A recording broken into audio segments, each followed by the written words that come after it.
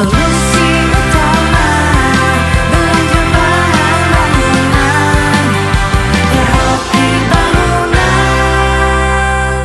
Halo sahabat My Hoki Aplikator, berjumpa kembali dengan kami di sini.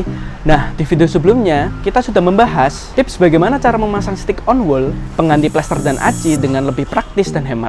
Dan pada kesempatan di video kali ini, kami akan membahas tentang kelebihan dari menggunakan mesin perata plester tembok dibanding menggunakan Roskam. Yuk simak video ini hingga selesai. Plester tembok adalah pekerjaan yang dilakukan setelah proses pemasangan bata merah atau bata ringan. Pada tahap ini sangat penting, apabila teknik aplikasi yang tidak sesuai standar akan terjadi retak rambut pada plesteran tembok yang akan memperburuk estetika ruangan nantinya. Salah satu yang harus diperhatikan pada saat proses plester tembok yaitu kerataan pada permukaan plester itu sendiri. Umumnya, tukang akan menggunakan alat bantu seperti Roskam untuk meratakan plester tembok. Dengan menggunakan Roskam, biasanya akan membutuhkan waktu kurang lebih selama 7 hari kerja untuk meratakan seluruh plester dalam satu rumah.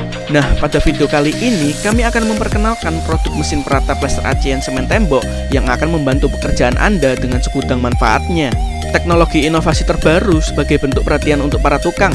Kini pekerjaan akan lebih cepat selesai dan lebih efisien dengan menggunakan alat ini sehingga akan bisa fokus pada pekerjaan selanjutnya. Manfaat dengan menggunakan mesin perata plester tembok ini dibanding dengan menggunakan Roskam yaitu hemat tenaga saat proses pengerjaannya.